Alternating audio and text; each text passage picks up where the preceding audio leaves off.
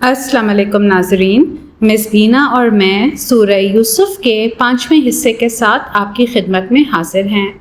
पिछली दफ़ा मिस बीना ने हमें ये बताया था कि किस तरह हज़रत यूसुफ के भाइयों ने एक सोचे समझे मंसूबे के तहत उनको कुएं में फेंक दिया और फिर वापस आकर अपने वालिद को ये बताया कि यूसुफ अलैहिस्सलाम को भेड़िया खा गया है।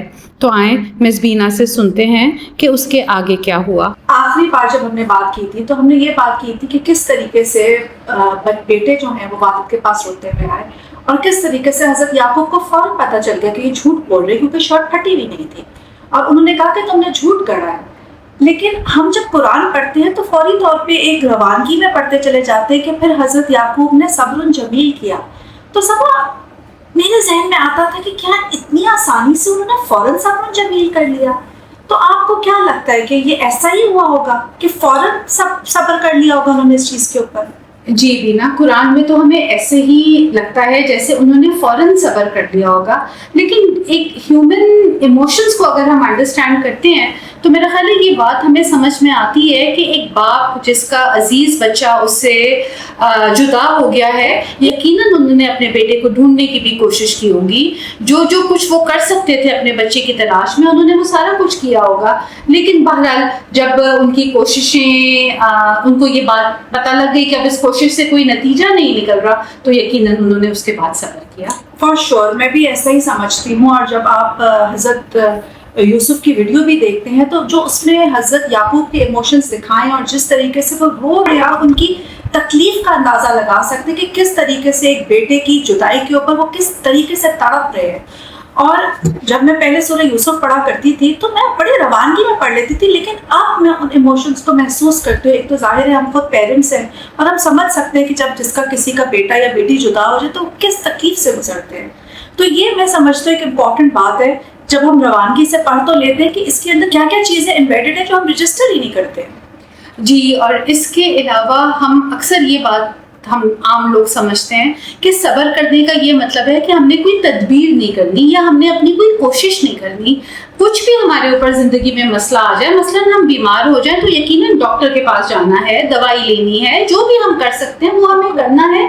मगर सब्र उसके साथ साथ है कि हमें ये रियलाइजेशन हो कि ये जो भी हमारे ऊपर इस वक्त आजमाइश आ रही है वो है तो इन दी एंड अल्लाह ताला की तरफ से। तो मैं समझती हूँ कि सब्र से शायद ये मुराद है कि हम अपनी तदबीर भी करें, लेकिन उसका नतीजा हो सकता है हमारी मर्जी का ना निकले। तो अगर नतीजा हमारी मर्जी का ना हो फिर भी हमारी कोशिश रायगा नहीं जाएगी और उसको हम शायद सब्र कहते हैं। और मैं समझती हूँ कि सब्र इसको भी कहते हैं। मैं आपके साथ बिल्कुल इस पे इत्तेफाक करती हूँ और इसमें ऐड ऑन करना चाहूँगी। वो ये कि सब्र से मुराद ये भी है कि आप जो भी तदबीर इख्तियार करें वो अल्लाह ताला के हुक्म के अंदर रह के इख्तियार करें, ना कि आप उसके अगेंस्ट चले जाएं। जब आप उसकी खिलाफ वर्जी करेंगे तो सब्र नहीं फिर होगा। तो जो भी तदबीर इख्तियार करनी है वो अल्लाह ताला के हुक्म के दायरे में रह के करनी है, मेरी समझ ये कहती है। जी, मेरा ख्याल है कि ये तो एज मुस्लिम्स हमारी बिल्कुल जो फर्स्ट अंडरस्टैंडिंग है वो ये है कि हमने जो भी कोई काम करना है उन असूलों के तहत करना है जो अल्लाह ताला ने हमें दे दिए हैं। उन असूलों से अगर हम बाहर निकल कर कोई तदबीर इख्तियार करेंगे तो मेरा ख्याल है कि ये शायद कोई नामुनासिब सी बात ही होगी। अब हम वापस उसी सीन की तरफ आते हैं जहाँ पे हज़रत यूसुफ को कुएं में उनके भाइयों ने फेंक दिया था। जब उनको कुएं में फेंका था तो अल्लाह ताला ने उनको फौरन ही वही कर दी थी, उनको तसल्ली दिलाने के लिए कि आप अब इन भाइयों से उस वक़्त मिलेंगे जबकि वो आपको नहीं पहचानेंगे। इसमें सबक क्या एम्बेडेड है? जी मिस बीना, इससे तो यही लगता है कि हज़रत यूसुफ को ये कहा गया था कि एक लंबा अरसा है जिसमें आप अपने वालिदैन और अपने बहन भाइयों को नहीं मिल सकेंगे, और वो भी जब वो मौका आएगा, यानी कहीं ना कहीं आपकी उनसे मुलाकात ज़रूर होगी ज़िंदगी की किसी हिस्से पर, लेकिन वो कुछ ऐसा मौका होगा कि वो आपको पहचान नहीं सकेंगे। तो या तो हज़रत यूसुफ उस वक़्त तक बहुत बड़े हो चुके हुए होंगे। बिल्कुल सब आप सही कह रही है। अल्लाह ताला ने उनको कहा कि अब आप वापस नहीं जा सकते। अब मैं यहाँ पे पॉज लेती हूँ और सबा मैं आपसे सवाल पूछती हूँ कि आप हमारे पाकिस्तान का नॉर्दर्न एरिया कितना हसीन है, اور خوبصورت وہاں پہ درخت ہے، خوبصورت موسم ہے، ٹھنڈی ہوائیں چل رہی ہوتی ہیں، اور آپ وہاں پہ پھرنے کے لیے گئی ہیں، یہ نہیں کہ آپ کو کسی نے پھینکا ہے، وہاں پہ آپ پھرنے کے لیے گئی ہیں، اور اچانک آپ کو کوئی خبر دیتا ہے کہ اب آپ واپس گھر نہیں جا سکتے، آپ پہ کیا بیتے؟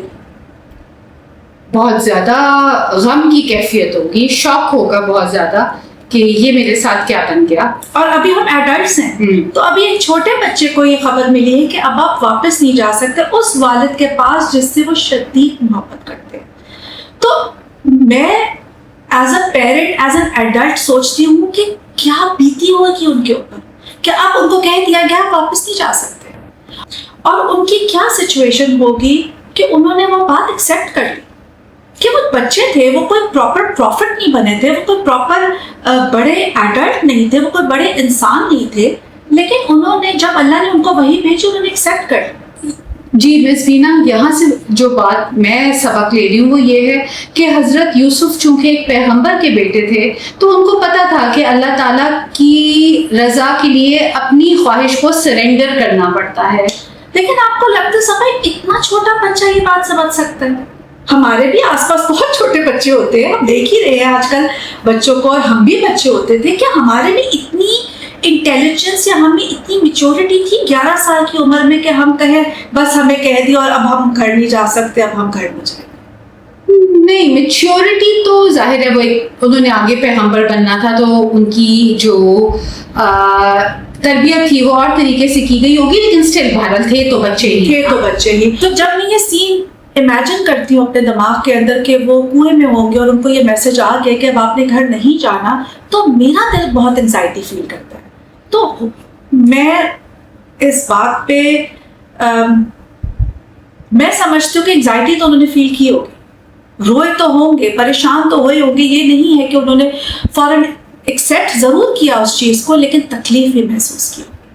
یقیناً یہ مس بینا پھر وہی بات ہو گئی کہ خدا کی منشا کو تو ہم سب کو ہی قبول کرنا ہوتا ہے، لیکن بہرحال ہم لوگ سارے ہی انسان ہیں، تو جو انسانی ایموشنز ہیں، دکھ کے، تکلیف کے، غم کے، وہ تو ہم سارے ہی محسوس کرتے ہیں. تو یقیناً اللہ کے پیغمبر نے بھی چاہے وہ اس وقت چھوٹے ہی تھے، یہ سب دکھ اور یہ جدائی کے غم کو تو محسوس کیا ہوگا.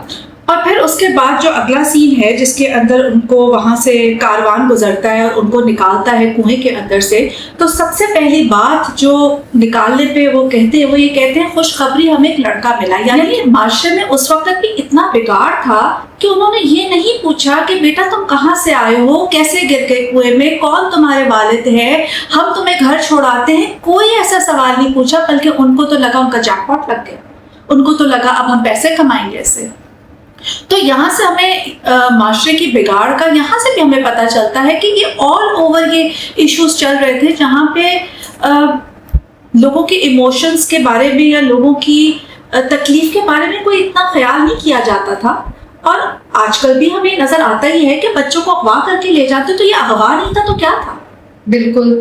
کنویں میں سے جب انہوں نے نکالا تو وہ ان سے پوچھ بھی سکتے تھے کہ بیٹا آپ کون ہو، آپ کا گھر کہاں ہے، ہم آپ کو گھر پہنچا دیتے ہیں، لیکن انہوں نے اس بچے کے اندر اپنا منافع ہی دیکھا کہ ہم اس کو بازار میں لے جا کر بیچ دیں گے. تو بالکل مس بینا یہ بات آپ کی ٹھیک ہے کہ دنیا میں اچھے اور برے ہر طرح کے ہی لوگ ہوتے ہیں. اس وقت بھی اچھے اور برے لوگ تھے، آج بھی ایسے ہی ہیں. کبھی جب ہم تکلیف میں ہوتے ہیں تو بعض لوگ ہمیں ایسے ملتے ہیں جو ہماری تکلیف میں ہماری دلجوئی کرنے کی کوشش کرتے ہیں، اور کبھی کبھار ایسے لوگ بھی ملتے ہیں جو ہماری تکلیف میں سے کچھ اپنے بینیفٹ کے بارے میں سوچتے ہیں. تو آئی تھنک یہ بڑا ایک کی پوائنٹ ہے کہ لوگ تو ہمیشہ سے ایسے ہی رہے ہیں، اچھے بھی رہے ہیں، برے بھی رہے ہیں. یہ اب ہماری چوائسیز ہیں کہ ہم نے کون سا رستہ اختیار کرنا ہے. اب ایک اور چیز صبر نوٹ کرے، جب ان کو کنویں میں سے نکالا اور انہوں نے کہا کہ خوشخبری ہمیں ایک لڑکا ملا، حضرت یوسف اسمارٹ تھے، ان کو اتنا تو سمجھ آ گیا تھا کہ اب میں غلام ہی بن کے جاؤں گا. ابھی بھی ان کے پاس ٹائم تھا کہ وہ وہاں سے بھاگ نکلتے، ابھی بھی ان کے پاس وقت تھا کہ وہ بول پڑتے. ظاہر ہے کاروان تھا، بہت سارے لوگ تھے، وہ کہیں نہ کہیں کوشش کر سکتے تھے بھاگنے کی. ایسا تو نہیں تھا کہ ان کو گھر کا راستہ نہیں آتا تھا، بھاگ سکتے تھے. لیکن انہوں نے اللہ کی وحی کو سیریسلی لیا اور انہوں نے اس کو اللہ کی رضا سمجھ کے اس کو قبول کر لیا. اور یہ کتنی بڑی بات ہے 11 سال کی عمر کے بچے کے لیے اس چیز کو قبول کر لے. اور جب ان کو کنویں سے نکالا تو ان کو اپنے کاروبار میں کہیں چھپا لیا، بالکل خزانے کی طرح. خزانہ کس طریقے سے چھپایا جاتا ہے؟ پوشیدہ کر کے چھپایا جاتا ہے، اس کو لیئرز میں چھپایا جاتا ہے، اس کو اندھیرے میں چھپایا جاتا ہے. اس کا مطلب یہ ہے جو مجھے سمجھ آتی ہے کہ ان کو ایک اندھیری جگہ سے نکال کے دوسری اندھیری جگہ پہ ڈال دیا گیا. اور یہ بہت لمبا سفر تھا، کنعان سے لے کر مصر تک. کوئی میں امیجن کرتی ہوں کہ تقریباً 20 دن کا سفر ممکن ہے ہوگا، اور اس 20 دن کے سفر کے اندر حضرت یوسف بالکل ایک اندھیری جگہ کے اندر پھر سے بند. ایک 11 سال کا بچہ، پھر سے میں بار بار 11 سال کا بچہ اس لیے ریپیٹ کرتی ہوں کیونکہ میں ایک ایڈلٹ ہونے کے ناطے میں اتنا خوفزدہ ہو جاتی ہوں یہ باتیں سن کے. تو 11 سال کے بچے کے اوپر کیا بیتی ہوئے گی. بے شک ان کو اللہ کی طرف سے پتا تھا کہ وہ سیف ہیں، لیکن خوف تو ہوگا، ڈر تو ہوگا ان کا کہ میرے ساتھ کیا بننے والی ہے. اور اس خوف کے عالم میں بھی انہوں نے اللہ کی رسی کو تھامے رکھا. اور جب جا کے ان کو مصر میں بیچ دیا تو انہوں نے ایک تھوڑی قیمت پہ بیچا، جو کہ اللہ تعالیٰ کہہ رہے ہیں کہ انہوں نے بہت کم قیمت پہ بیچ دیا. اس کا مطلب یہ بھی ہو سکتا ہے کہ ان کے لیے جتنی بھی قیمت دی جاتی ہے، ان کے لیے پہاڑ جتنا سونا بھی دے دیا جاتا تو وہ کم ہی ہوتا تھا، اور انہوں نے ان کی ویلیو دیکھی ہی نہ. سو ناظرین، یہ تھا سورہ یوسف کا 5واں حصہ. اگر آپ کو یہ ویڈیو پسند آئی ہو تو اس کو لائک، شیئر اور سبسکرائب کریں، اور جہاں بھی رہیں اپنا بھی خیال رکھیں اور دوسروں کا بھی خیال رکھیں.